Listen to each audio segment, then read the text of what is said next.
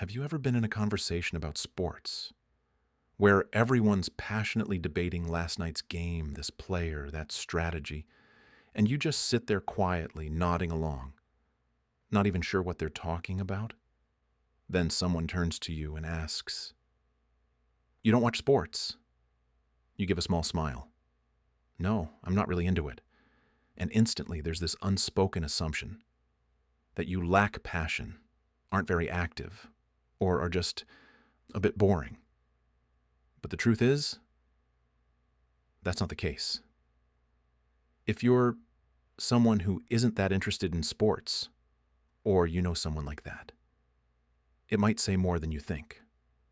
Because it's not just about not liking it. It often has to do with how your brain processes interest, stimulation, and even how you see the world. Society tends to treat sports like something you're almost supposed to enjoy. It brings competition, victory, adrenaline, things that easily stimulate the brain, but not everyone is wired to be drawn to those things. There's a concept in psychology called optimal stimulation level. Basically, it means each person has a different threshold for how much stimulation they need to feel engaged. Some people need noise, intensity, the roar of a crowd to feel alive, but others feel overwhelmed by all of that. For them, a packed game, rapid-fire commentary, constant emotional highs and lows isn't entertainment. It feels more like a surge of energy that's too intense, more than they want to take in. Instead, they tend to gravitate toward things that are calmer, more thoughtful, a meaningful conversation, a book, or simply their own thoughts. That doesn't make them lower energy. It just means they channel their energy differently. There's also another important difference. Sports are often centered around outcomes, win or lose, who's better than who comes out on top. It's a very clear system of competition, but not everyone feels drawn to comparison and competition. Some people don't really care who wins. They don't feel like the outcome has anything to do with them. And when that emotional connection isn't there, the interest isn't there either. Instead of watching a 90-minute game just to find out who wins, they might spend that time on things that feel more relevant to their own lives. It could be learning a new skill. It could be thinking through an idea. Or simply resting without any stimulation at all.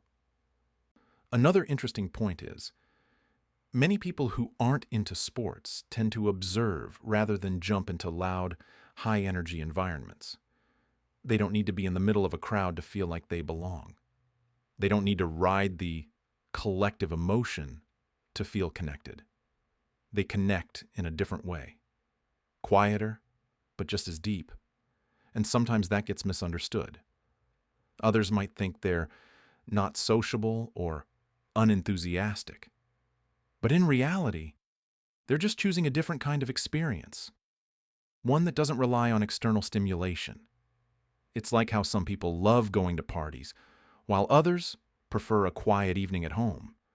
Neither is more right than the other. They're just different. Of course, there's also an important distinction. Not everyone who doesn't like sports is the same. Some people simply don't find it interesting, and they're completely fine with that. But there are also people who stay away from sports, and because they don't like the feeling of competition or they've had negative experiences related to it. The difference lies in the emotion behind it. One is a choice, the other is avoidance. Understanding this helps you see things more clearly, both in yourself and in others.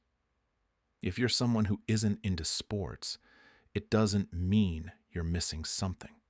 It simply means you're drawn to different things. And if you've ever felt different because of that, maybe it's time to look at it again.